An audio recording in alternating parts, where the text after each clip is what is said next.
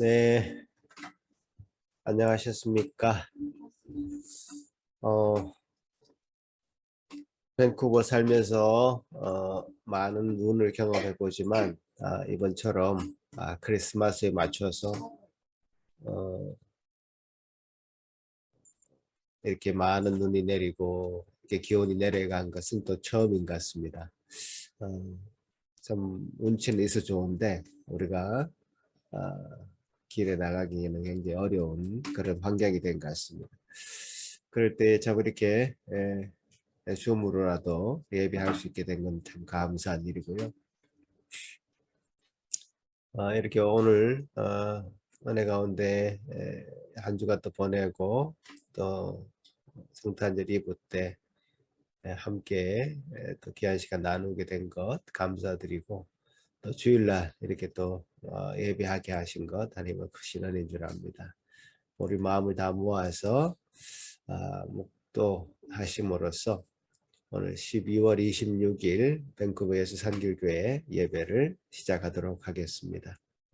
우리의 도움은 천지를 지으신 여호와의 이름에 있도다. 아멘.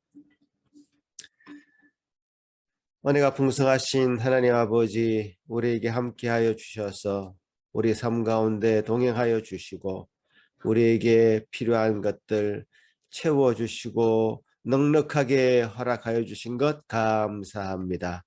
주님께 온전한 감사와 찬양을 드리는 이 예배 되도록 도와주옵소서. 예배를 통하여 더 큰 은혜, 기쁨 가운데 우리가 거할 수 있도록 은혜 부어 주옵소서. 감사하고 예수님 이름으로 기도합나이다. 아멘. 찬양 드리겠습니다.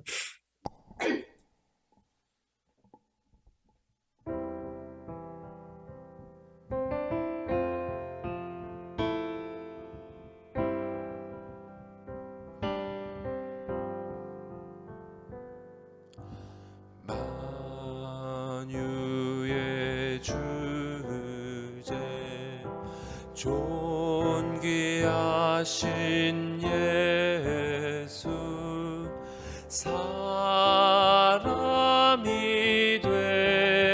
되신 하나님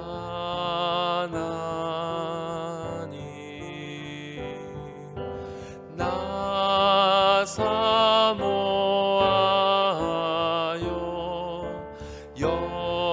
영원히 섬길 내 영광 되신 주로다.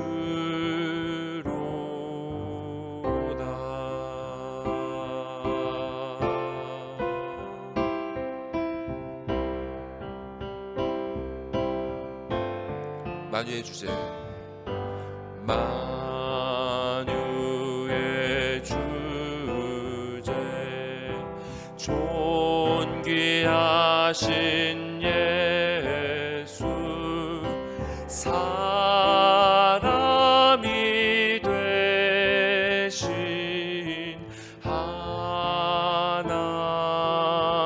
하나님 나 사모하여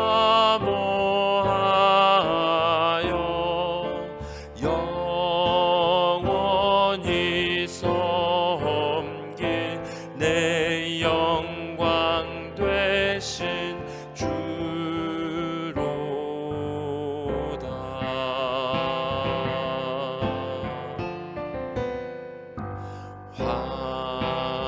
화려한 동산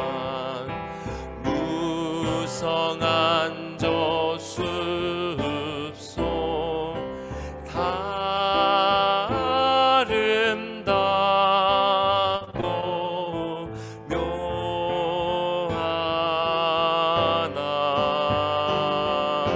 순전한 예수 더 아름다워 봄 같은 기쁨 주시네.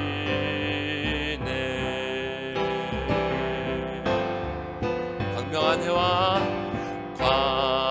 광명한 해와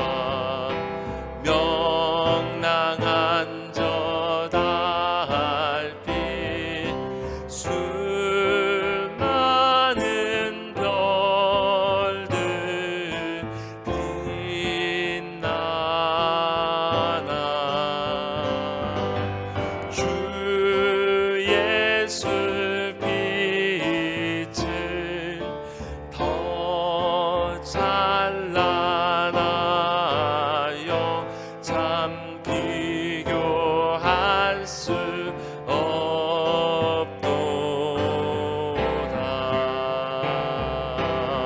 주 예수 빛은 주 예수 빛은 더 찬란하여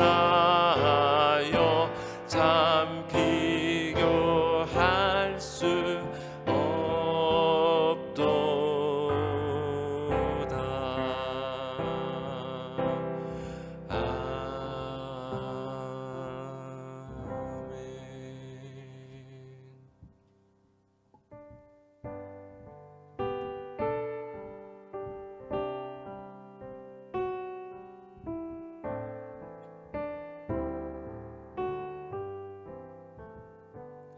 성부의 어린 양이 죄 지고 가시니 내 몸에 당할 영벌 다 대신하셨네. 내 죄가 주악하나 그 피로 씻으면 눈같이 희게 되어 티 하나 없으리. 내 죄를 회개할 때 용서해 주시고 병든 몸 고쳐주사 새 생명 주시네.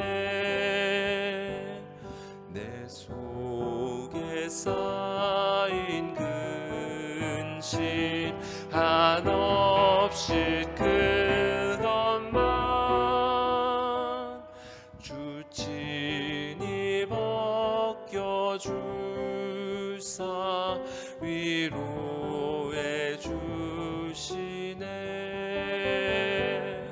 내 주를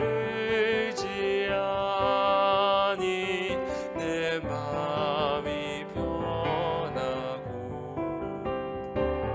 주 나를 붙드시니 내 앞길 환하다. 임마누엘 주 예수 끝없는 그 사랑 그 향기 바람 타고 온 땅에 퍼지네.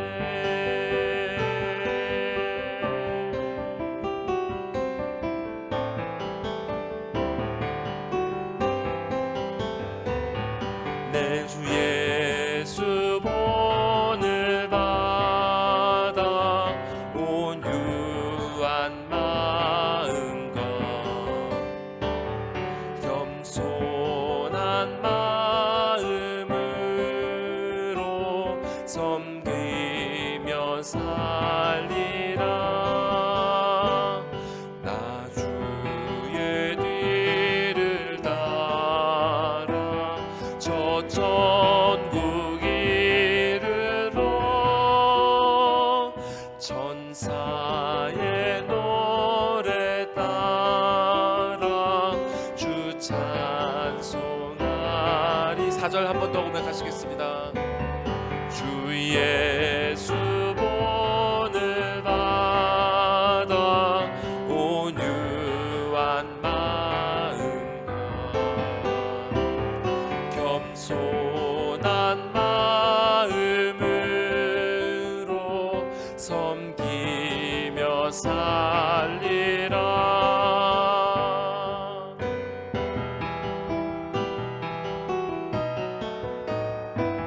저 천국 이르러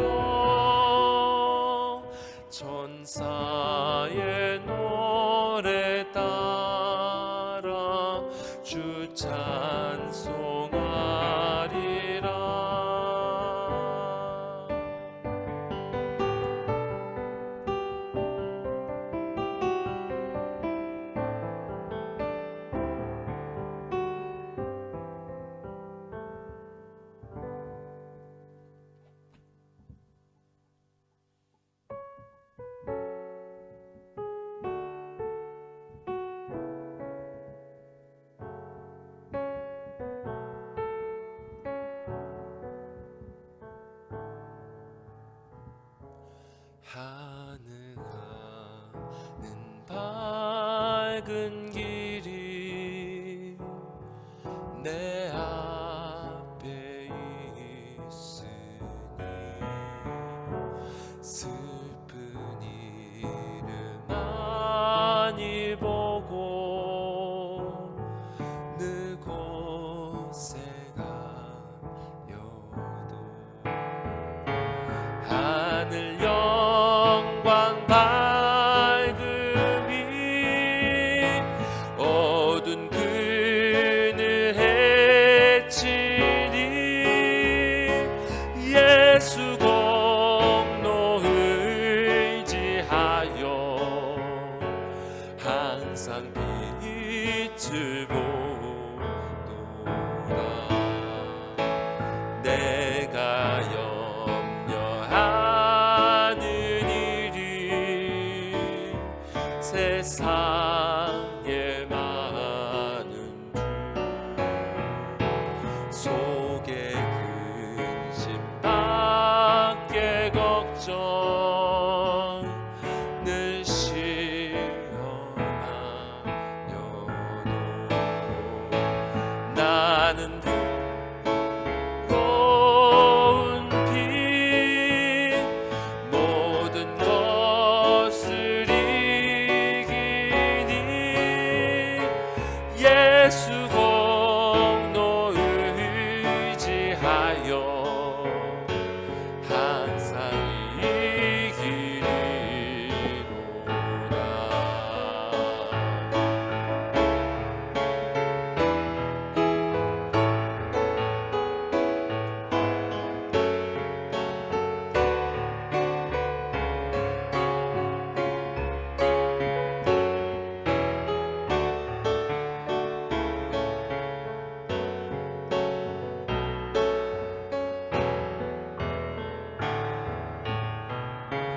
내가 천성 바라보고 가까이 왔으니 아버지의 영광 집에 나 쉬고 싶도다. 나는 부족하여도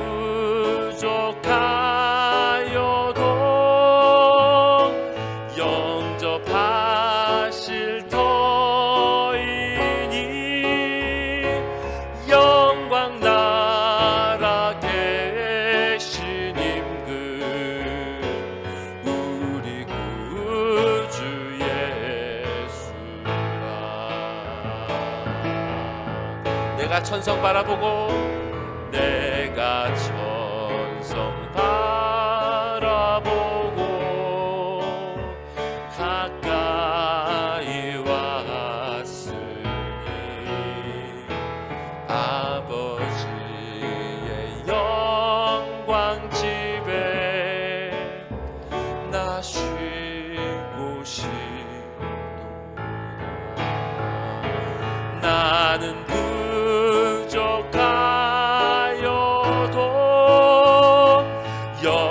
영접하실 터이니 영광 나라 계신 임금 우리 구주 예수. 나는 부족하여도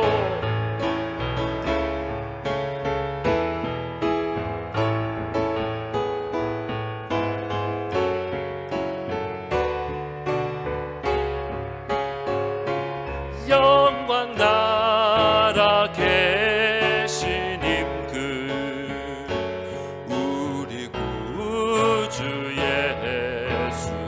마지막으로 고백합시다. 나는 부족하여도 영접하실 터이니 영광 나라 계신 임금 우리 구주 예수라. 영광 나라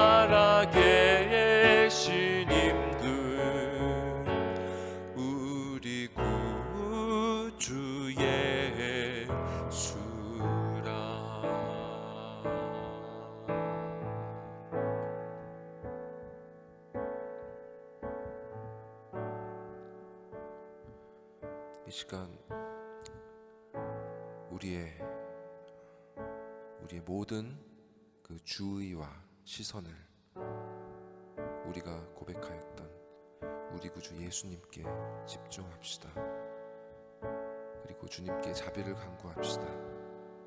주님, 올 한 해 우리가 주 앞에 참으로 부끄러운 삶을 살았나이다.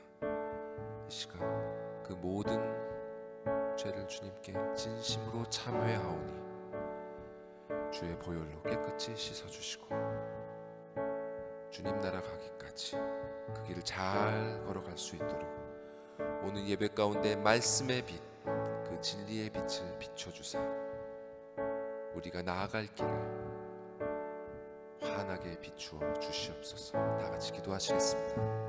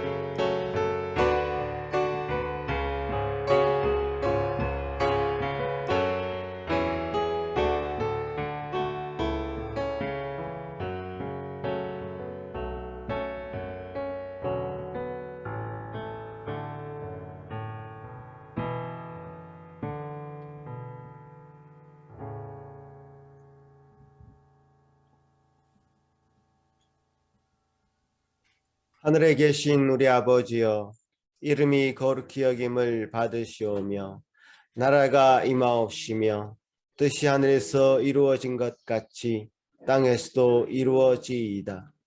오늘 우리에게 일용할 양식을 주시옵고 우리가 우리에게 죄 지은 자를 사하여 준 것 같이 우리 죄를 사하여 주시옵고 우리를 시험에 들게 하지 마시옵고 다만 악에서 구하시옵소서. 나라와 권세와 영광이 아버지께 영원히 있사옵나이다. 아멘. 교독문 함께 교독하시겠습니다. 여호와의 영광이 나타나고 모든 육체가 그것을 한결에 이르노라. 이는 여호와의 입이 말씀하셨느니라. 베들레헴 에브라다야, 너는 유다 족속 중에 작을지라도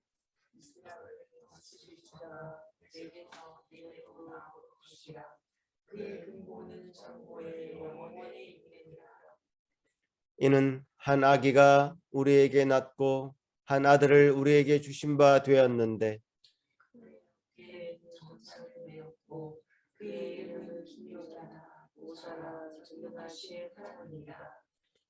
영존하시는 아버지라 평강의 왕이라 할 것임이라.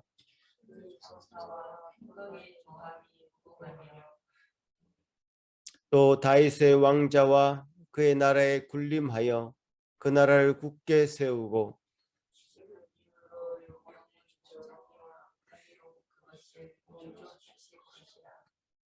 천사가 이르되 무서워하지 말라. 보라, 내가 온 백성에게 미칠 큰 기쁨의 좋은 소식을 너희에게 전하노라.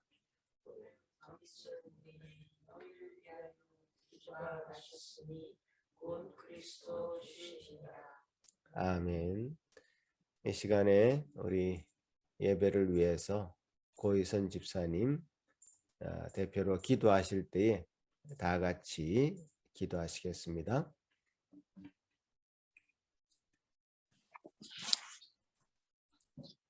지극히 높은 곳에서는 하나님께 영광이요 땅에서는 하나님이 기뻐하신 사람들 중에 평화로다. 아멘. 우리를 사랑하셔서 예수님을 이 땅에 보내주신 사랑의 하나님, 변함없이 우리를 아껴주셔서 이 예배 자리에 불러 모아주심을 감사드립니다. 여기에 모인 한 사람 한 사람을 축복해 주시고 어수선했던 마음들을 정돈해 주시며 주님만을 바라보는 이 예배 시간이 될 수 있도록 도와주세요. 이곳을 정결케 해주시며 성령님의 임재가 있기를 기도합니다.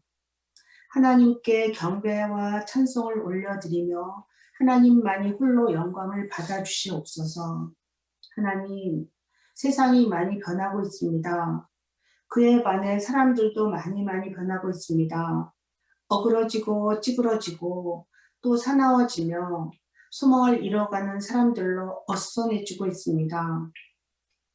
아버지여, 이런 혼란한 세상 속에 살고 있는 우리 어린이들, 청소년들, 그리고 청년들, 그리고 우리들까지 지켜주시고 보호하여 주시옵소서. 하나님의 집, 곧 하나님의 공동체인 교회에서 예수님을 알아가게 해주시고 하나님도 알아가게 해주시고 성령님도 알고 더 깊은 교제 속에서 하나님의 참사랑을 배워 세상에 나가 진리를 알리는 우리들이 될 수 있도록 우리들부터 진리 안에서 살며 진리로 더 선명하게 뿌리내리게 하여 주시옵소서. 하나님께 가까이 함이 내게 큰 복이라 하였듯이 상실과 결핍이 찾아온다 해도 이것을 통하여 우리 하나님께 더 가까이 가는 길이라면 큰 복임을 알고 하나님이 우리들의 인생에 이렇게까지 관심을 가지시며 가까이 오게 하심을 알고 살게 하여 주시옵소서.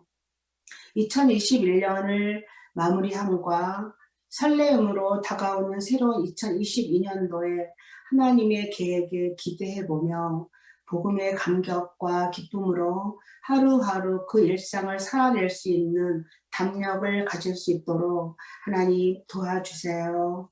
말씀을 전하시는 목사님과 사모님께도 큰 은혜와 사랑과 성령님의 감화 감동이 여기 모인 성도님들에게도 잘 전해지고 하나님의 영광이 되게 하여 주시옵소서. 감사드립니다.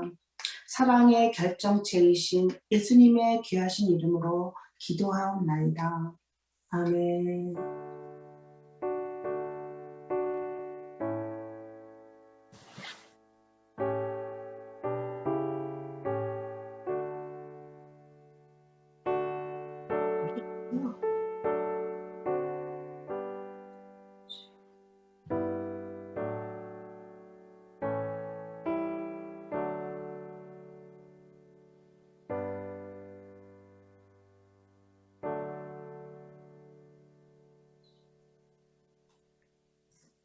예, 오늘 우리에게 허락해 주신 하나님 말씀은 이사야 7장 14절 말씀입니다. 이사야 7장 14절 말씀. 다 함께 짧은 말씀이니 읽도록 하겠습니다. 그러므로 주께서 친히 징조를 너희에게 주실 것이라. 보라, 처녀가 잉태하여 아들을 낳을 것이요 그의 이름을 임마누엘이라 하리라. 아멘. 네. 그럼 먼저 우리 어린이들 하나님의 말씀 듣도록 하겠습니다.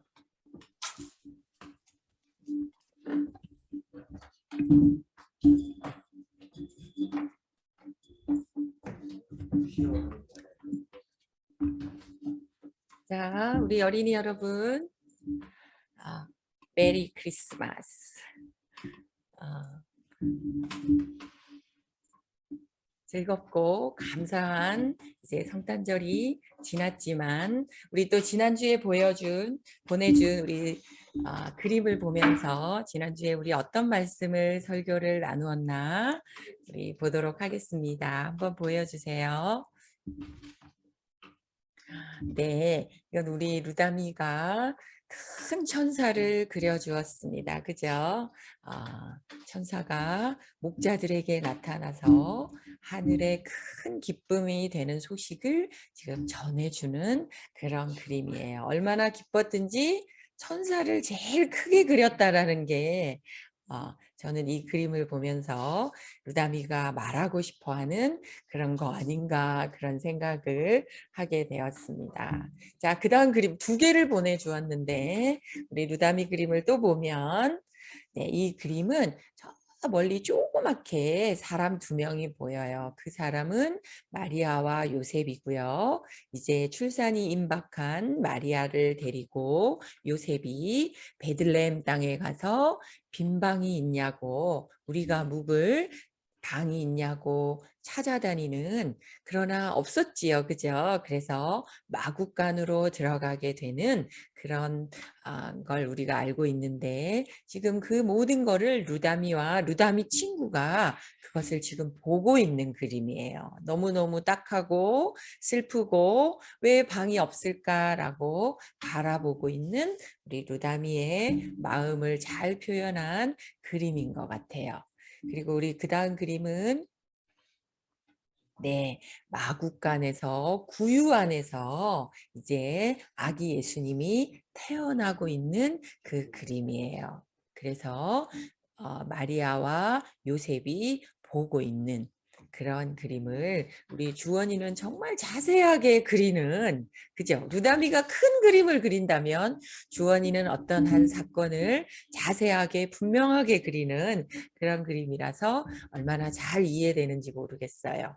그리고 그 다음 그림은 우리 주아가 또 마구간에 구유에 누인 그 아기 예수님께 마리아와 요셉이 경배하는 그런 그림을 우리 주아도 잘 그려주었어요. 우리 이제 이 그림이 올해 마지막 우리 어린이들이 보내준 그림이에요. 우리 다 같이 한번 어린이들에게 감사의 박수를 한번 보낼까요? 감사합니다. 우리 1년 동안 우리 어린이들이 그죠? 그리고 싶을 때도 있었겠지만 또 노느라고 또 바빠서 그리기 싫을 때도 있었을 것 같은데 그림을 그려주었기 때문에 우리 모든 성도들이 함께 지난주 설교를 잘 기억할 수 있는 그런 우리 어린이들이었던 것 같아요. 감사드려요. 그리고 우리 이제 오늘 우리 마지막 올해 마지막 우리 어린이들에게 들려주고 싶은 설교 말씀은요. 맞아요. 우리 어제 크리스마스 때 아기 예수님이 우리에게 선물로 태어나셨어요.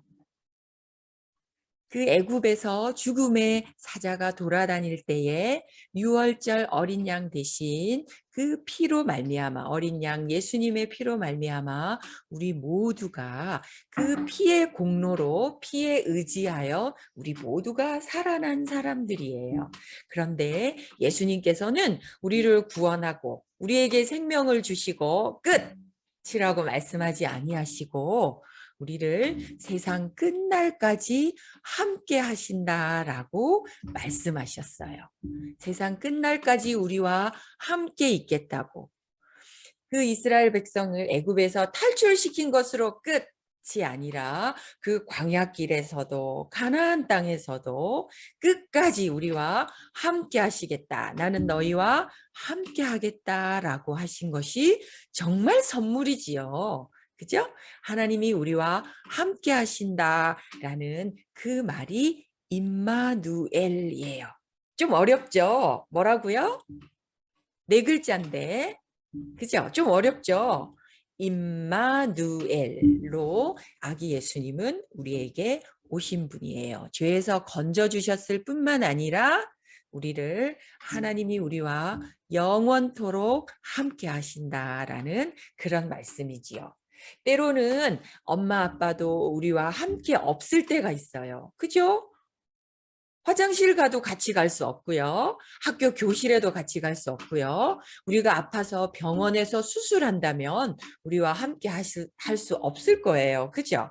그리고 우리가 깜깜하고 어둡고 죄 지은 곳에 있을 때에 어쩌면 엄마 아빠는 우리와 함께 가지 못할 수도 있어요. 엄마 아빠도 언젠가는 돌아가실 거고요. 아무리 친한 친구도 우리와 끝까지 함께 있을 사람은 아무도 없지요.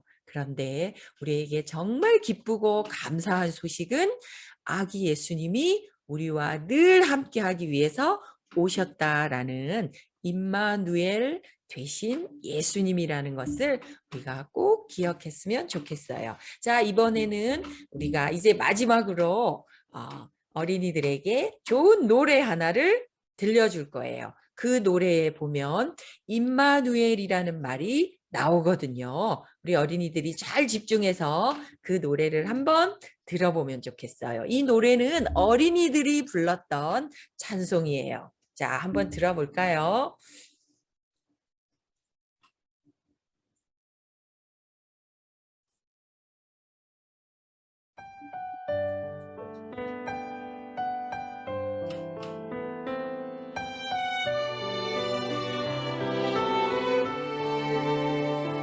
휴대 땅 작은 마을 베들레헴에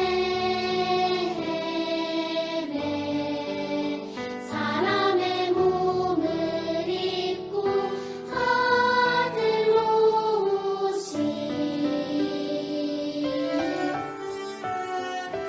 크고 놀라운 그 이름 예수 우리를 모든 죄에서 구원하셨네 약속대로 오신 그 이름 임마누엘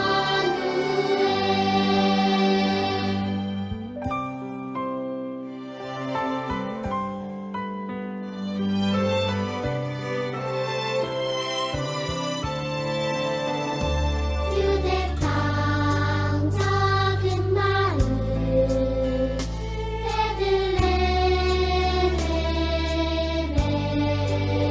사람의 몸을 입고 아들로 오신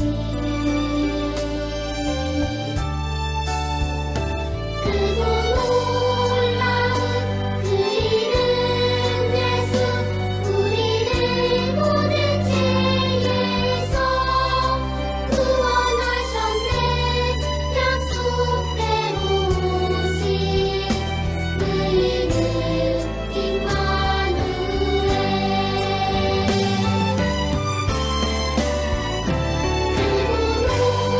놀라운 그 이름 예수 우리를 모든 죄에서 구원하셨네 약속대로 오신 그 이름 임마누엘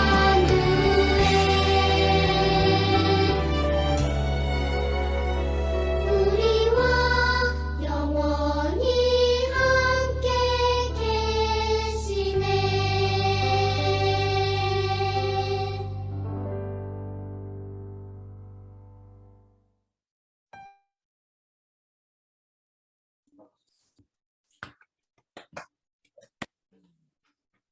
자, 우리와 함께 계신다. 영원히 함께 계신 예수님의 이름이 무엇이었죠? 그죠? 임마누엘, 임마누엘 되시는 우리와 늘 함께 계시는 그 예수님이 우리 어린이 여러분들의 모든 평생 가운데 늘 함께 계실 귀한 분이시지요. 이제 우리 함께 기도할까요? 하나님 아버지 감사합니다. 낮고 천한 마국간의 구유 안에 우리에게 참 생명을 주시려고 우리에게 참 빛이 되어 주시려고 죄짓고 어두운 데서 살게 하지 아니하시려고 우리에게 와 주셔서 참으로 감사합니다. 어떻게 이런 일이 있을 수 있었을까요? 하나님, 우리에게 예수님을 선물로 보내어 주셔서 우리를 대신하여 십자가에 못 박혀 돌아가시게 해주셔서 정말 감사합니다. 하나님은 얼마나 마음이 아프셨을까요? 그러나 그 사랑으로 인하여서 우리에게 새롭게 살아갈 힘과 용기와 생명 주심을 인하여 감사합니다. 하나님 거기에다가 또 영원토록 평생 동안 천국 갈 때까지 우리와 늘 함께 하실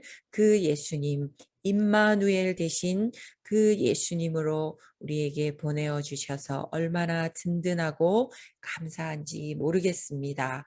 때로 사람이 우리를 실망하게 하고 속상하게 하고 힘들게 하고 또 우리의 죄가 우리를 어두움 가운데 머물게 할지라도 하나님 늘 우리의 빛 되시고 길 되시고 진리 되시는 그 예수님과 함께 살아가는 우리 모든 어린이들 되도록 하나님 도와주세요. 올해도 지켜주신 하나님께서 내년도 지켜주시고 평생 동안 함께 하실 그 분명한 말씀으로 인하여서 감사드립니다. 오늘 예배도 하나님께서 우리와 함께 해주셔서 큰 은혜 주시고 또 1년 동안 그림 그리느라 수고한 우리 어린이들의 그 귀한 마음을 하나님께서 받아주시고 하늘의 크고 비밀한 것으로 날마다 우리 어린이들을 인도해 주세요. 감사합니다. 예수님의 이름으로 기도드립니다. 아멘.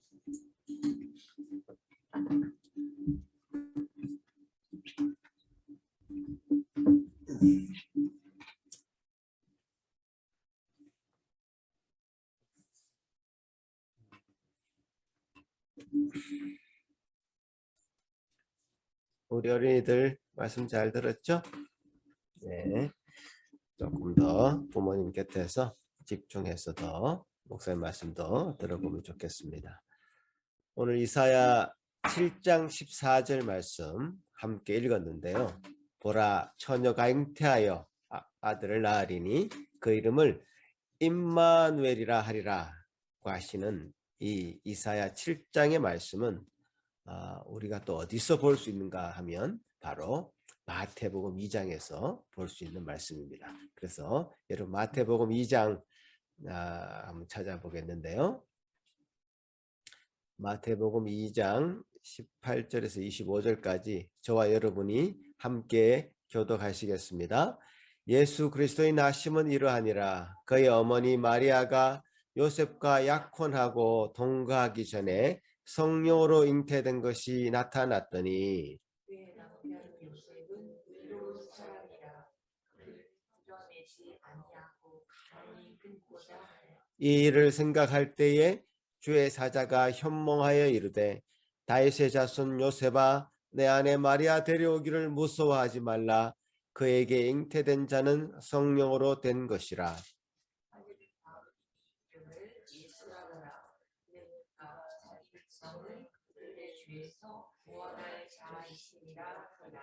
이 모든 일이 된 것은 주께서 선지자로 하신 말씀을 이루려 하심이니 이르시되 처녀가 잉태하여 아들을 낳을 것이요 그의 이름은 임마누엘이라 하리라 하셨으니 이를 번역한즉 하나님이 우리와 함께 계시다 하니라. 요셉이 잠에서 깨어 일어나 주의 사자의 분부대로 행하여 그의 아내를 데려왔으니 아들을 낳기까지 공수하지 아니하더니 낳은 내 이름을 예수라 하니라.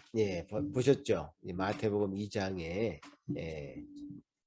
1장 마태복음 1장에 이 말씀 마태복음 1장의 이 말씀은 그야말로 그때로부터 700년 전에 있었던 그 역사적인 배경이 있는 말씀이었습니다. 그래서 우리가 어떤 역사적인 배경 안에서 이 임마누엘 예언이 등장했고 또 그것이 오늘날 우리에게 어떤 의미인지를 살펴보면서 은혜 받는 시간이 될 것입니다. 때는 기원전 700년 전, 지금으로부터 약 2700년 전에 남유다의 아하스왕 시대입니다.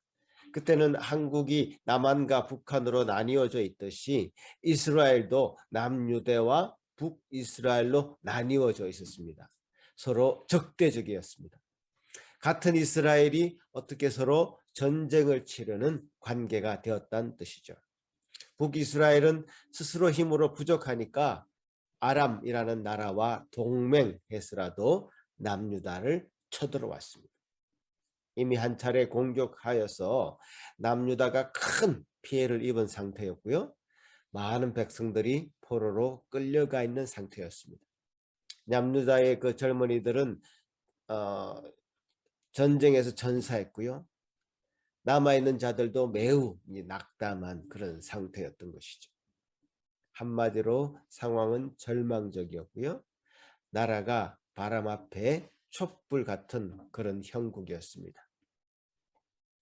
이사야 7장 2절은 이때 그 남유다 왕 아하스와 백성들의 심정을 이렇게 표현하고 있습니다. 왕의 마음과 그의 백성의 마음이 숲이 바람에 흔들림 같이 흔들렸더라, 이렇게 표현하고 있습니다. 벌벌 떨고 있었던 것이죠. 이때 하나님께서는 이사야 선지자를 통해서 아하스 왕을 만나도록 하십니다. 아람과 그 북이스라엘, 이 왕들은 마치 연기 나는 부직갱이와도 같다. 그러니 흔들리지 말고 두려워하지 말고 낙심하지 말라라고 하는 그 메시지를 주면서 아하스 왕을 돕기를 원하시는 하나님의 마음을 전달합니다. 그러면서 하나님께서는 이 아하스 왕에게 한 징조, 즉 사인을 구하라고 말씀하십니다. 이런 말씀을 들은 아하스는 나는 징조를 구하지 않겠습니다. 즉 사인을 구하지 않겠습니다. 나는 여호와를 시험하지 않겠습니다라는 대답을 합니다. 여러분, 이 아하스 왕이 한 대답을 얼핏 들으면요, 굉장히 믿음이 있는 말처럼 들립니다.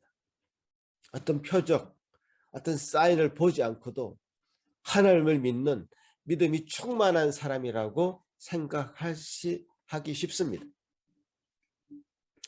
그러나 사실은 그 정반대입니다. 아하스는 하나님을 거절한 사람이고 하나님을 무시한 사람이다 말할 수 있습니다. 아하스가 징조를 구하지 않고도 하나님께서 징조를 주신다고 하는 그것을 거절하는 것이죠. 다른 말로 하면 하나님께 징조를 구하라고 하는 그 명령을 거절하는 것은 하나님을 거절하는 것입니다. 하나님께서 구하라고 하셨는데도 구하지 않는 것은 교만인 것이죠. 아하스의 이런 태도는 이스라엘을 굉장히 위험에 빠뜨리는 행동이 됩니다. 또 아하스는 하나님의 그 징조, 하나님의 도움이 필요 없다라고 말하는 데는 다른 속셈이 또 있었습니다. 그것은 지금 북이스라엘과 아람 이 동맹에서 쳐들어오는데 자기 나름대로 아수르라고 하는 더 강력한 나라와 손을 잡고 그 아수르에게 도움을 요청하려고 하는 속셈이 그 아하스 왕에 있다는 것을 우리는 성경의 기록을 보면 잘 알 수 있습니다. 열왕기하 16장 말씀 보면 이런 기록이 있는데요. 같이 한번 읽어볼까요? 열왕기하 16장 7절 말씀입니다. 시작. 아하스가, 여러분 보이나요? 같이 읽겠습니다. 시작.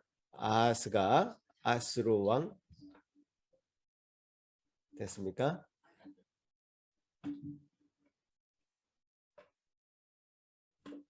이 말씀은 제가 없나 봅니다. 제가 읽어드리겠습니다.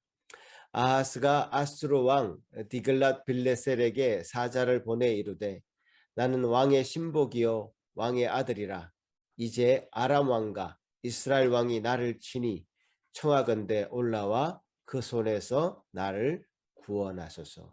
자, 무슨 얘기인가 하면 성경의 다른 본문에 보면 아하스가 아수르 왕에게 도움을 요청하면서 나는 당신의 신하입니다 라고 하는 신하의 예를 가지고 그 아수르 왕을 대하고 있는 것을 보게 됩니다.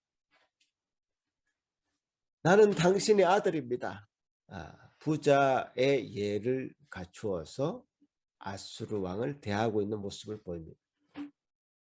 아하스 왕에게는 당장 눈에 보이는 힘을 가진 아수르라고 하는 나라가 먼저 보인 것이죠. 그러니까 아하스에게는 하나님이라는 존재의 그 도움이 필요가 없었던 것이죠.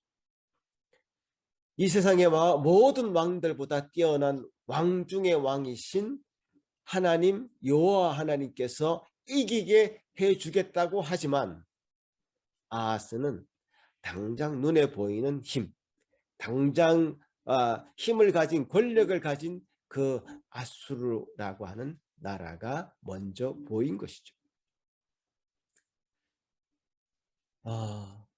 아수르 왕에게 보낸 이 편지를 통해서 아하스는 정말 굴복하는 것을 보게 되고요.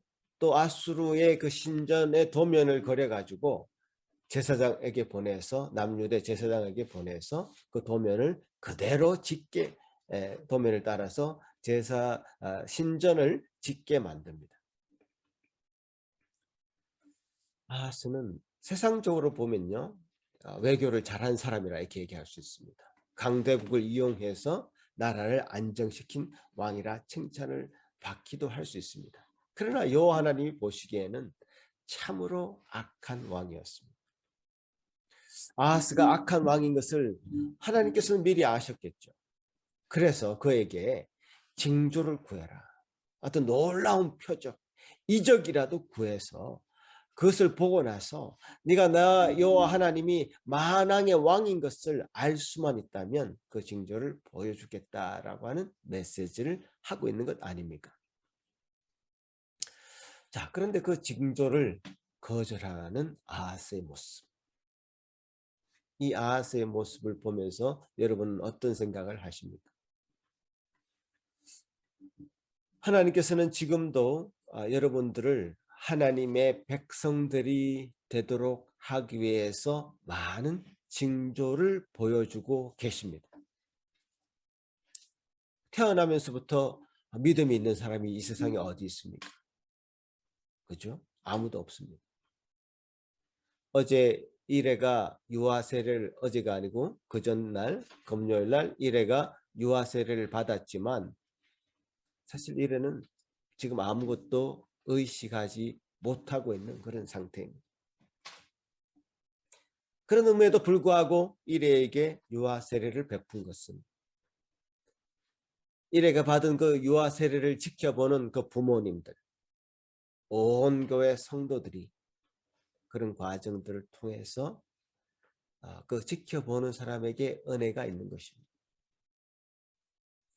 이것이 하나님을 믿게 하는, 예수 그리스도를 믿게 되는 굉장히 중요한 징조요 표적이 되는 것입니다. 믿음의 그 방편이 되는 것입니다. 하나님께서 우리를 위하여 행하신 일이 어떤 것인지를 이 예식을 통해서 보게 되고 기억하게 되는 것이죠. 우리 눈에 보이는 이런 징조들은 우리의 진정한 믿음을 위한 것들이죠.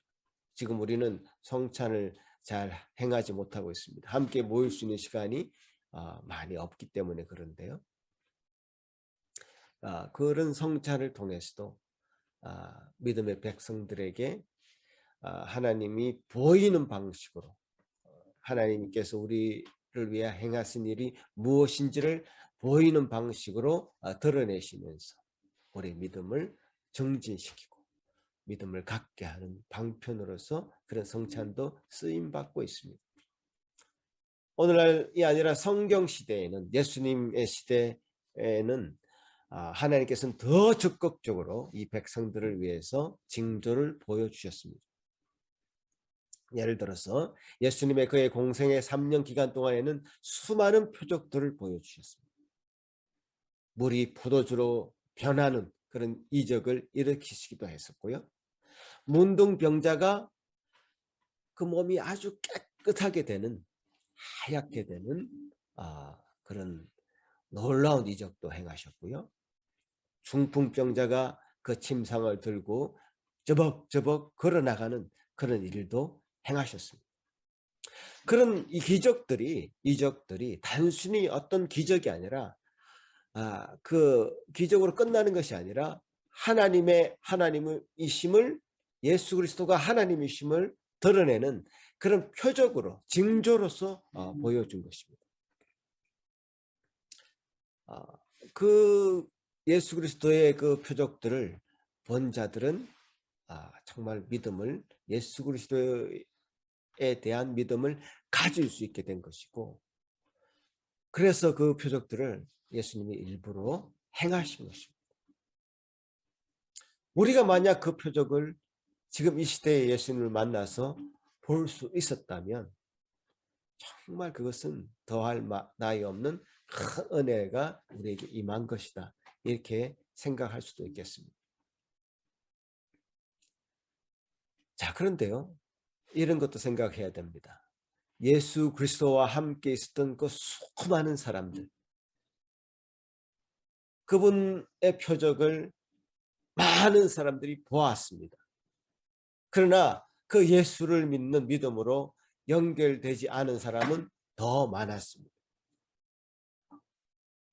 오늘 이사야서 이 7장에 등장하는 이 아하스 왕처럼 징조를 구하지 않겠다는 말은, 징조가 있다 할지라도 그는 하나님을 거절하고 무시하는 악한 마음을 바꾸지 않을 것이기 때문에 그는 징조를 구하지 않겠다고 말하는 것입니다. 예수님의 오병이어의 기적, 보리떡 5개와 물고기 2마리를 가지고 5,000명을 먹이시고 12바구니를 남기는 놀라운 일을 행했습니다. 그런데 그 이후에 사람들은, 그 기적을 경험한 사람들은 두 부류로 나눠집니다. 이 예수를 우리의 왕으로 삼아서 우리의 먹는 문제, 양식의 문제, 경제의 문제를 해결할 수 있도록 만들자고 하면서 받들은 사람이 있었고요. 예수를 진정 하나님의 아들이라 인정하면서 그 앞에 무릎 꿇는 사람이 있었습니다. 징조를 보고 표적을 경험한다고 해서 하나님을 온전히 받아들이는 것은 아닙니다. 그러니 이 아하스 왕은 자신의 징조를 구하지 않겠다고, 하나님을 시험하지 않겠다고 하는 것입니다. 결국 우리가 생각해야 되는 것은, 하나님을 믿는 믿음을 주시는 것이 최종적으로 하나님의 뜻이라면, 한 인생을 향한 하나님의 뜻이라면 징조가 있어도 그 믿음이 그에게 전달될 것이고요, 전해질 것이고요. 그래서 그 징조가 감사한 것이 될 것이고요. 징조가 없어도 하나님을 믿는 믿음이 생긴다면 그것은 더더욱 큰 은혜일 것입니다. 구약에는 이 아하스 왕이 행한 것과 상반되는 한 사람이 또 있습니다. 그것은 바로 사사기에 등장하는 기드온입니다. 기드온은 아주 적극적으로 하나님의 표적을 구했습니다. 아까 기드온 말씀 다시 한번 띄워주시면, 기드온이 사사기 6장 17절에 어떻게 얘기하고 있냐 하면, 같이 보겠습니다. 시작. 기드온이 그에게 대답하여 만일 내가 주께 은혜를 얻었사오면 나와 말씀하신 이가 주 되시는 표징을 내게 보이소서. 기드온 입장에서는 하나님을 확신할 수 없었습니다. 그래서 하나님, 지금 말씀하시는 그분이 주님 되심, 하나님 되심을 내가 알 수 있는 표징을 보여달라고 요청한 것입니다. 적극적으로 요청한 것이죠. 이 기도는 자신이 하나님을 지금과 얘기를 나누고 있지만 그 하나님 되심을 확신할 수 없었기 때문에 그 마음을 그대로 표현한 것이고요. 자신이 확신할 수 있도록 도와달라고 간청했던 것입니다. 그래서 양틀을 한 뭉치를 타작마당에 두고 그 밤새 그 양틀에게만 이슬이 내리도록 하고 그 양틀 주변의 마당에는 이슬이 내리지 않도록 해달라고 요청했을 때 그야말로 아침이 밝았을 때 양틀에만 이슬이 내려서 그걸 짜보니 물이 한 그릇이나 나왔다는 것이죠. 기도는 한 번 더 요청합니다. 내게 노하지 마시고 단 한 번만 더 부탁드리니 이번에는 양털에는 이슬이 내리지 않고 그 주변에만 이슬이 내리도록 해달라고 기도했을 때에 그 밤이 지나고 나서 양털은 아주 뽀송뽀송하게 말라 있었고 그 주변은 이슬로 젖어 있었던 것입니다. 하나님께서는 우리 모두의 형편을 아시고 보면 그 사람에 맞는 은혜를 베풀어 주시는 것 같습니다. 우리의 믿음이 견고하지 않을 수 있고 하나님이 원하시는 사람들에게 특별한 징조를 허락하시면서 끝까지 그것을 붙들 수 있도록 그 표정을 통해서 하나님을 믿을 수 있도록 은혜를 베푸시는 것도 우리는 볼 수 있습니다. 징조가 있어도 감사한 것이고 징조가 없어도 감사한 것인데요. 아하스 왕은 그 징조를 하나님이 구하라고 하신 그 징조를 거절했기 때문에 그 스스로 얼마나 믿음 없는 자인지를 스스로 보여준 셈이 된 것입니다. 아하스 왕이 거절했다고 해서요. 하나님이 역사하시는 그 역사를 멈추는 것이 아닙니다. 하나님은 누구도 거절할 수 없는 하나님의 약속을 여전히 이스라엘 백성들을 향해서 제시하고 있습니다. 그것이 바로 오늘의 말씀 임마누엘 징조입니다. 임마누엘 이 징조는 어떤 표적과 기적과 비교할 수 없는 그런 징조입니다. 임마누엘 징조 한 가지로 우리는 믿음을 얻기 위해서 다른 표적과 이적을 구할 필요가 없게 되었습니다. 임마누엘 대신 예수 그리스도를 우리가 보게 되므로 우리는 모든 다른 표적을 합한 것보다 더 놀라운 징조를 우리가 보게 된 것입니다. 처녀가 잉태하여 아들을 낳았다. 그의 이름을 임마누엘이라고 하였다라고 하는 이 구약 이사야 7장 14절의 이 예언이 마태복음 1장에서의 이 성취로 이어지는 것을 볼 때 이것은 다른 어떤 것도 비교할 수 없는 징조가 되는 것입니다. 아하스가 거절하고 스스로 믿음 없는 자로 드러냈지만 여호와 하나님은 이 아하스의 믿음과 상관없이 당신의 나라를 건설하시고 그 나라를 보존하시기 위한 방편을 제시하고 있는 것입니다. 당대엔 아하스가 한 나라의 왕으로서 강력한 통치력을 가지고 있었겠지만 이스라엘 긴 역사 가운데서는 그저 아하스는 4대 정치를 한 형편없는 왕으로 평가하고 있습니다. 이스라엘 역사와는 비교할 수 없는 이 하나님의 역사를 볼 수 있어야 되는데요. 이 큰 하나님의 역사에서는 이 아하스가 그 징조를 구했든 구하지 않았든 하나님을 믿는 자든 믿지 않는 자들은 그것이 중요한 것이 아닙니다. 전혀 중요하지 않습니다. 하나님은 당신의 나라를 친히 세우시고 이끌어 가신다는 겁니다. 그러기에 이 처녀가 잉태해서 아들을 낳게 하셨고 그 이름을 임마누엘이라고 하게 하시는 이 징조를 보여주면서 이 하나님의 나라는 이 아들을 통해서 임마누엘을 통해서 영원히 진행될 것이라는 약속을 하고 계시는 것이죠. 여러분, 임마누엘은 어떤 뜻이었습니까? 하나님이 우리와 함께 하신다. 마태복음에서 그렇게 해석까지 해주고 있습니다. 하나님이 우리와 함께 하신다. 하나님이 우리와 함께 하신다는 이 의미는 우리와 같은 육체를 입으시고 또 우리와 가진 이 본성을 하나님이신 그분이 취하시면서까지 우리와 연합하셨다는 것입니다. 임마누엘이라는 그 이름은 이스라엘 백성들의 그 고유한 그 백성에게만 주어진 이름이 아닙니다. 이스라엘 백성은 지금도 믿음의 조상이라고 하는 아브라함, 나라를 구원한 영웅인 모세나 여호사를 존경하고 그들을 받들지만요, 그들에게 임마누엘이라는 이름이 부여되지 않았습니다. 그들과는 비교할 수 없는 모든 사람들보다 뛰어난 그 이름, 바로 예수 그리스도를 일컬어서 임마누엘이라고 하시는 겁니다. 예수님의 삶은 단지 2000년 전에 이 베들레헴에서 시작된 것이 아니었죠.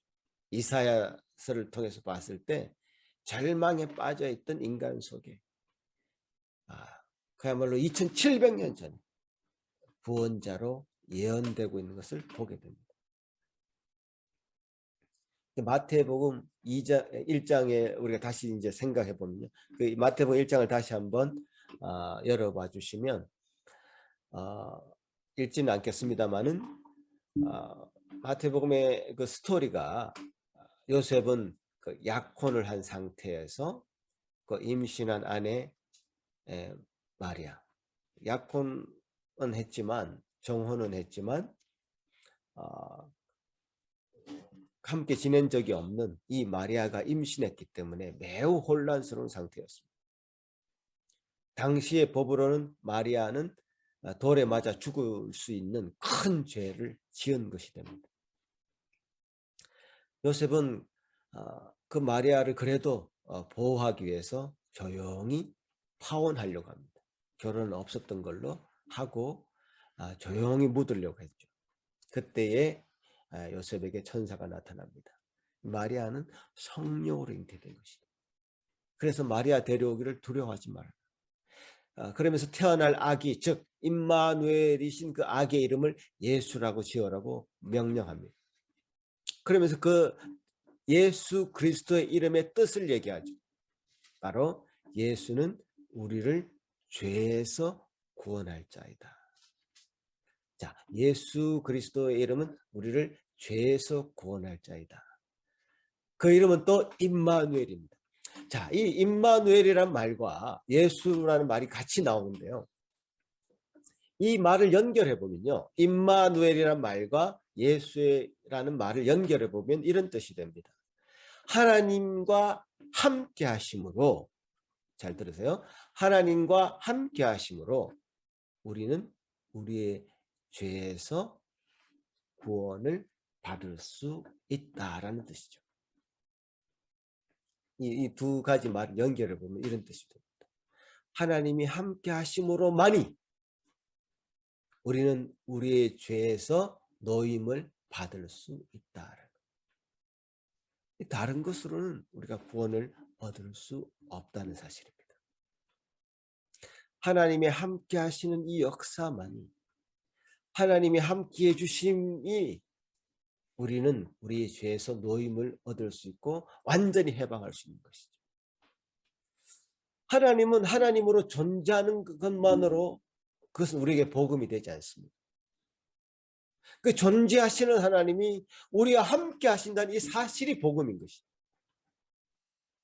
창조주 전능자이시고 창조주이신 그분이 우리와 같은 몸이 되는 것이 참으로 놀라운 일이고, 그것이 우리에게 복음이 되는 것이고, 예수 그리스도는 그렇게 우리와 같은 몸을 입으시고 같은 육체를 입으셔서 십자가를 통해서 하나님께 나아가는 길을 열어주신 것이죠.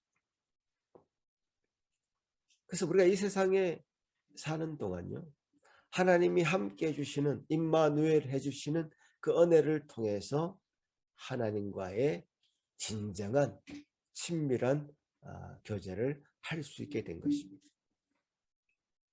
하나님과의 동행을 지금도 경험하는 것입니다. 인생의 고난을 이기는 길을 열고 우리에게 그것을 이길 수 있는 힘을 얻게 만들어 주신 것입니다. 여러분이 인생 가운데 당하는 고난들은 여러 가지가 있을 것입니다.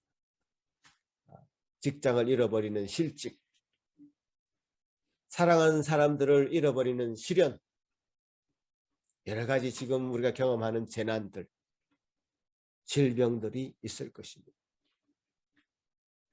가만히 생각해 보면요, 그런 실직이나 실연, 재난, 질병 이런 것들은 우리에게 영원한 생명을 빼앗을 수는 없습니다. 그것이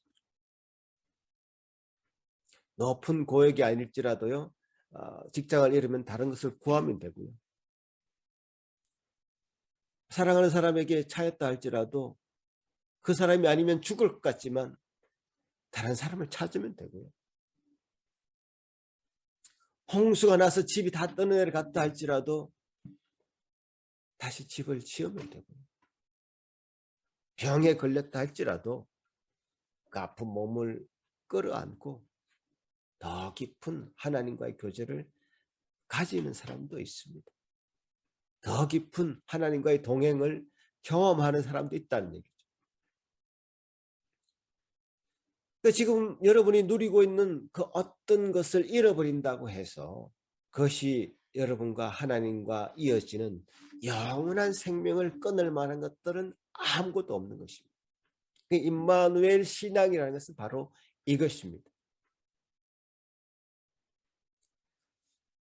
하나님과 동행하는 것이 우리 삶의 최우선인 것이죠. 하나님과 함께하는 삶이 우리 삶의 최우선이 되는 신앙, 그것이 바로 임마누엘 신앙입니다. 우리가 성탄절은 이제 끝났죠. 이제 그럼 성탄을 생각하면서 우리 이 임마누엘로 오신 예수 그리스도를, 아기로 오신 그 예수를 기념한 일은 끝났지만 임마누엘로 오신, 그래서 우리와 함께 하시고 동행하시는 그분을 생각하면서 임마누엘 신앙을 우리 마음 가운데 잘 간직하고 보존해야 될 것입니다. 다른 예를 좀 들어보면요, 우리 가족은 지난 금요일부터 오늘까지 눈도 왔고 해서 아주 꼼짝을 못하고 지금 밖에 나가지 않고 함께 지내고 있습니다. 자, 함께 한다는 거, 그것이 굉장히 중요한 가치인 거죠. 사실 밖에 나가든 안에 있든 함께 한다는 것이 굉장히 중요한 가치인데, 함께 있는 것을 재미있게 하기 위해서 여러 가지 게임을 했습니다. 게임 토너먼트를 하면서 뭐 각종 게임을 다 했습니다. 1등도 뽑고 뭐 2등도 뽑고 3등도 뽑고 뭐 꼴찌도 뽑고요. 그 핵심은 함께 있습니다. 그 게임에 졌다고 해서 기분 나빠서 막 토라진 사람은 아무도 없습니다. 게임에 져서 나 기분 나빠, 나 집 나갈래 하면서 뛰쳐나간 사람도 없습니다.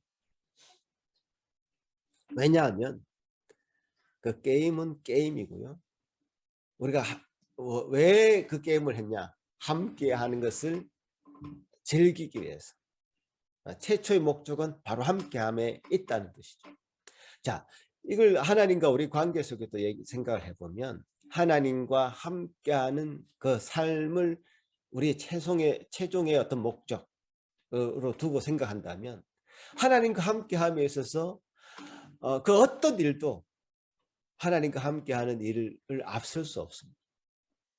게임에 비유하자면 세상에서의 게임은 질 수도 있고 이길 수도 있습니다. 소위 세상에서 성공하는 삶을 살 수도 있고 실패를 경험하는 게임의 삶을 살 수도 있습니다. 그러나 무엇이 성공이고 무엇이 실패입니까? 하나님과 함께 할 수 없는 것이 실패고요. 하나님과 함께 할 수 있었다면 이 세상에서 어떤 일을 당한다 할지라도 그것은 성공한 인생인 것이죠. 이 함께함이라는 것을, 그 임마누엘이 하나님이 우리 함께 하신다는 것을 표현하는 말이라면, 임마누엘을 경험하고 있는 삶이라면 그 어떤 삶도 하나님 앞에서 성공한 삶이다, 이렇게 성경은 우리에게 얘기하고 있는 것입니다. 세상에서 성공한 삶을 산다고 해서 만약에 하나님을 잃어버린다면, 그렇다고 해서 그것은 마치 가족들과 게임하다가 졌다고 집 나가는 사람과 똑같은 것입니다. 아주 유치한 것이죠.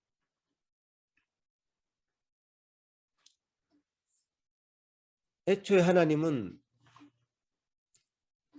우리와 함께 하시는 방편으로 세상에서 이것저것을 감당하게 하셔서 게임을 하게 하셨어. 그죠? 실패의 쓴맛도 보게 하시면서 병환의 그 아픔도 느껴가면서 그래서 다른 사람과 함께 어울려서 살 수 있도록 힘을 주면서 어떤 하나님이 함께 하심을 체험해 나가기를 요구하고 있습니다. 그것이 바로 임마누엘 신앙입니다. 아하스처럼요. 자기가 살아갈 국리와 방편을 다 생각해 놓고 그것에 더 안정감을 그런 것을 통해서 안정감을 누리고 있다면 굳이 하나님이 함께 하심이 필요 없습니다. 아하스의 잘못은 바로 그거죠.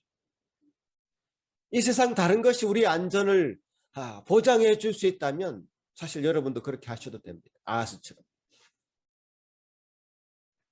굳이 뭐 하나님을 믿을 필요가 있습니까? 내가 가지고 있는 이 집과 돈과 든든한 직장 그리고 나가 누리고 있는 이 인맥 이런 것들이 내 삶을 보장하고 있는 것처럼 여러분이 생각한다면 뭐하러 이렇게 수고스럽게 교회로 모이고 예배를 드리고 자기 돈 헌금해 가면서 뭔가를 함께 공동체를 이루어 가려고 노력합니까? 필요 없죠.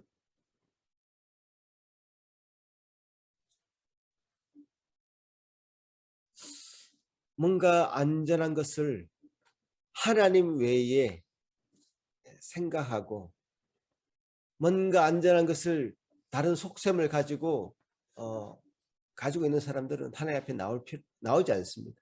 필요 없습니다. 그런 것들이. 최초에 하나님이 인간을 지은 목적을 상실한 사람들은 뭐 하나님이 필요 없습니다.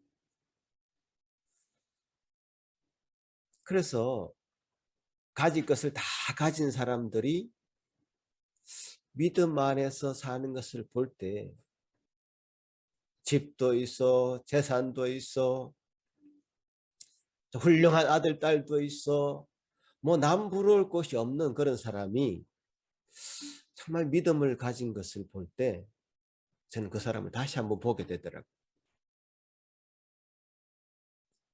욥과 같은 사람들,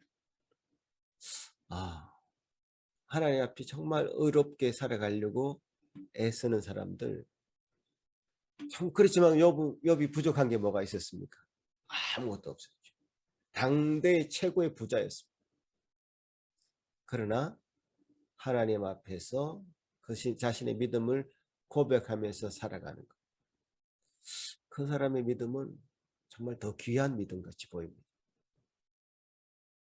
왜냐하면 그 사람에게는 그 재물이 자신의 안전을 보장하는 것이 아닌 것을 그 삶으로 고백하는 것처럼 보이기 때문입니다. 자, 여러분 신명기 8장 말씀 또 한 절 같이 읽어보고 싶은데요. 신명기 8장 조금 긴 구절입니다만은 같이 한번 읽어보도록 하겠습니다. 여러분과 제가 한 절씩 읽겠습니다. 시작. 내가 오늘 내게 명하는 여호와의 명령과 법도와 규례를 지키지 아니하고 내 하나님 여호와를 잊어버리지 않도록 삼갈지어다.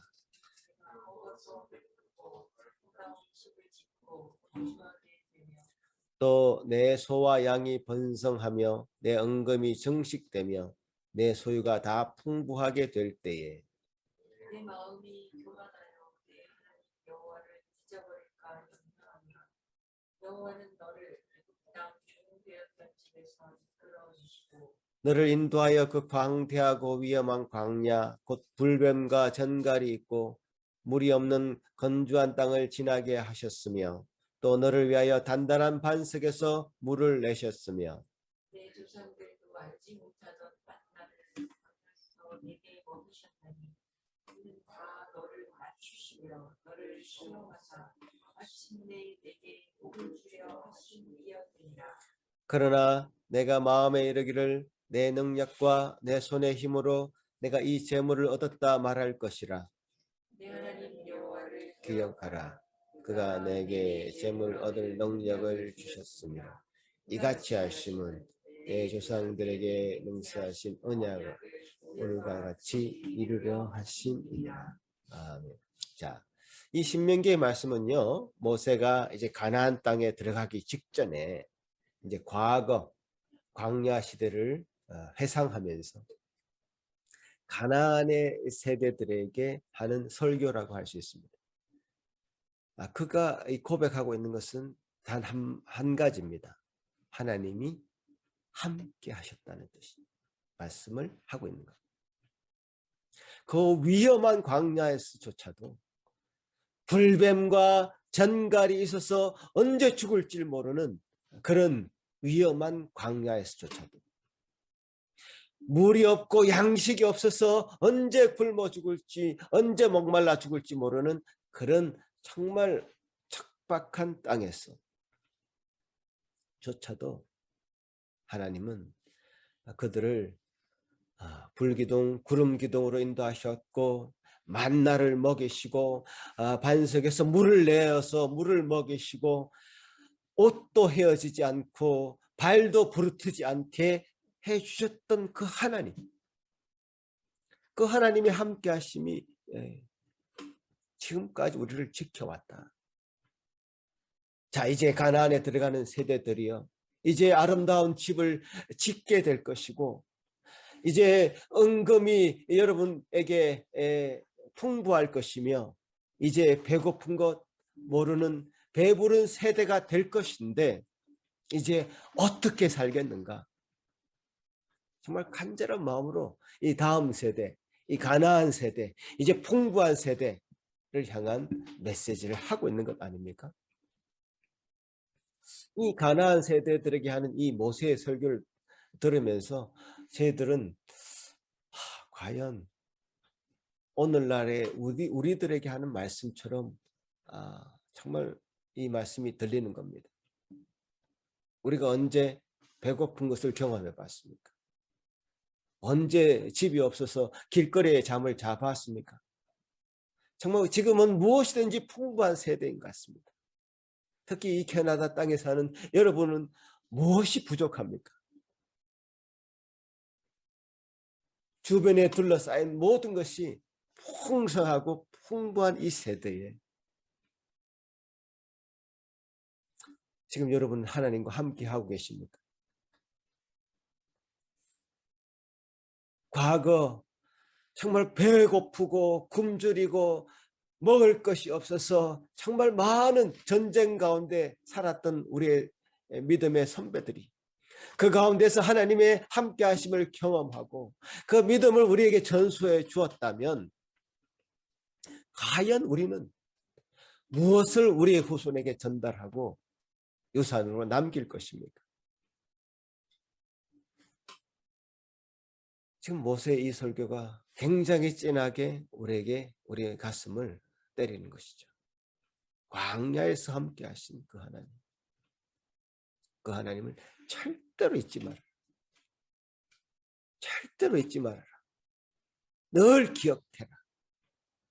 우리가 어려울 때 함께 하셨던 그 하나님, 경험했던 그 하나님 혈당코 잊지 말고 풍부의 시대, 많은 것을 누리는 이 시대에는 더 그 하나님을 기뻐하고 감사하며 우리에게 주신 것으로 하나님을 더 섬길 수 있는 믿음의 세대들이 되기를 바라는 것으로 모세가 이 설교한 이 말씀 우리 가슴으로 받아야 될 것입니다. 사람이 얼마나 약한지 모릅니다. 깨어지기 쉬운 어떤 질그릇과도 같습니다. 저는 그런 것을 참 요즘 많이 느낍니다. 자기가 하는 일이 잘 될 때는요, 세상에 두려울 것이 없는 사람처럼 행동하기 쉽습니다. 사실 성경의 인물들 다윗도 그랬고요, 솔로몬도 그랬고요, 심지어 그렇게 징조를 구했던 기드온마저도요, 말년에 타락하고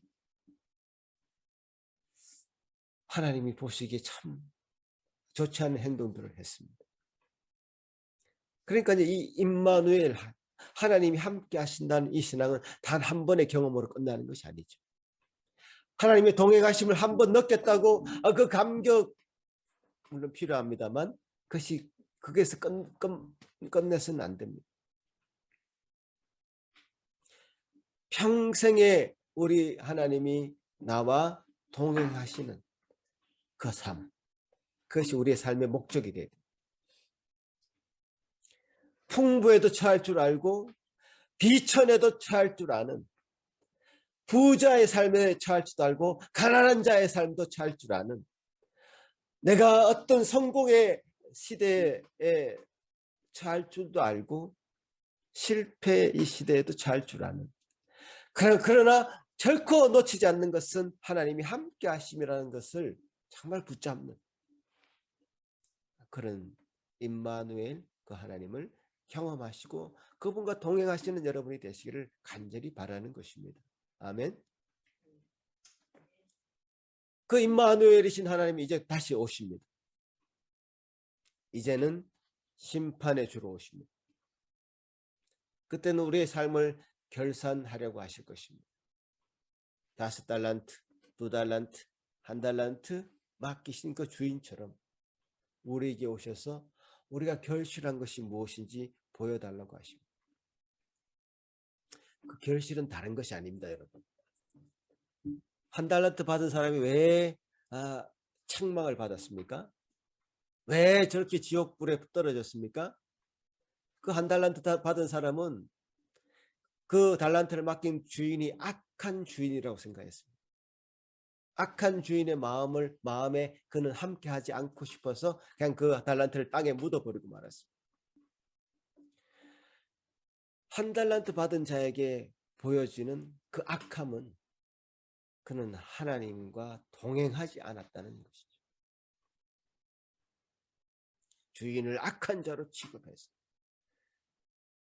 그분과 함께 동행하지 않은 것, 그것이 1달란트를 땅에 묻고 마는 그런 우를 범하게 된 것입니다. 주님 우리에게 뭘 요구하실 것 같습니까? 너가 나와 동행했느냐? 그 동행한 증거가 무엇이냐? 그 결실이 무엇이냐? 이것을 주님은 우리에게 요구하실 것입니다. 여러분 뭐라고 고백하시겠습니까? 내게 맡기신 것, 주님이 주신 것으로 알고 주님과 동행하는 마음으로 우리의 삶에 최선을 다해놓으라고 고백하시는 저와 여러분이 되시기를 간절히 바라겠습니다. 기도하겠습니다. 아버지 하나님 감사합니다. 오늘 임마누엘로 함께 하신 우리 주님, 주님이 우리와 함께 하심에도 참 그분과 동행하지 못하고 그분이 우리의 온전한 피난처요 우리의 의지하실 분임을 믿음으로 수납하지 못하고 살아온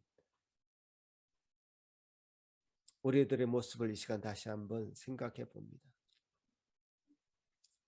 오 주님이여 도와주시옵소서.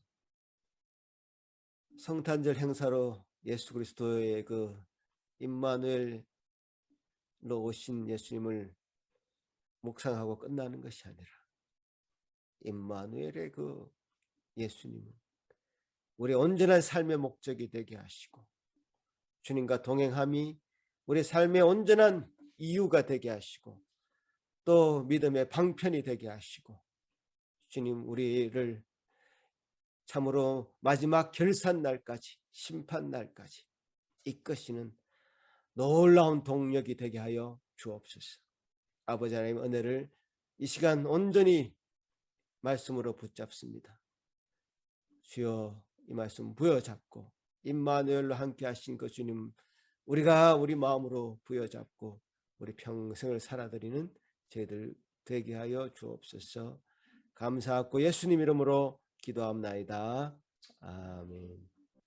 사도신경으로 우리의 신앙을 고백하겠습니다. 전능하사 천지를 만드신 하나님 아버지를 내가 믿사오며 그 외아들 우리 주 예수 그리스도를 믿사오니 이는 성령으로 잉태하사 동정녀 마리아에게 나시고 본디오 빌라도에게 고난을 받으사 십자가에 못 박혀 죽으시고 장사한 지 사흘 만에 죽은 자 가운데서 다시 살아나시며 하늘에 오르사 전능하신 하나님 우편에 앉아 계시다가 저리로서 산자와 죽은 자를 심판하러 오시리라. 성령을 믿사오며 거룩한 공회와 성도가 서로 교통하는 것과 죄를 사하여 주시는 것과 몸이 다시 사는 것과 영원히 사는 것을 믿사옵나이다. 아멘. 찬송 드리겠습니다.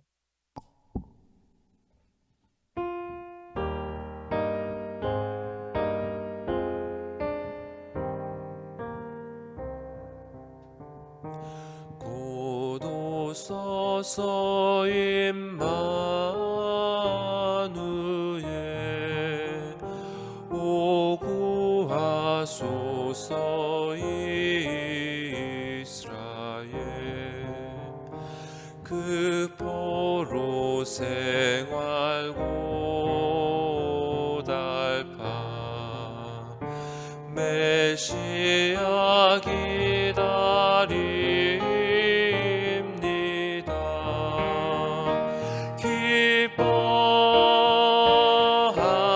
기뻐하라 이스라엘 곧 오시리 오 임마누엘 곧 오소서 지혜의 주 온 만물 질서 주시고 참 진리의 길 보이사 갈 길을 인도하소서.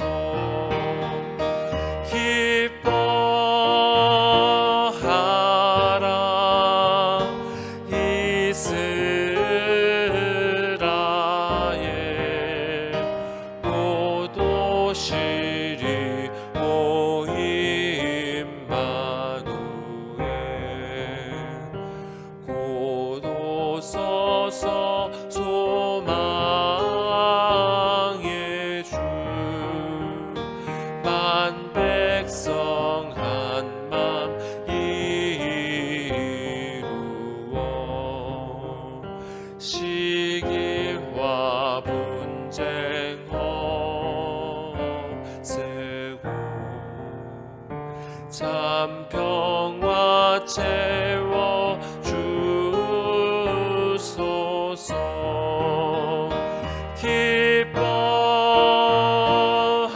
기뻐하라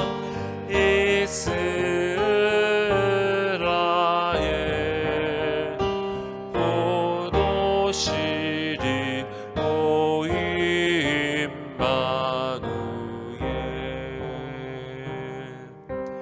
아멘.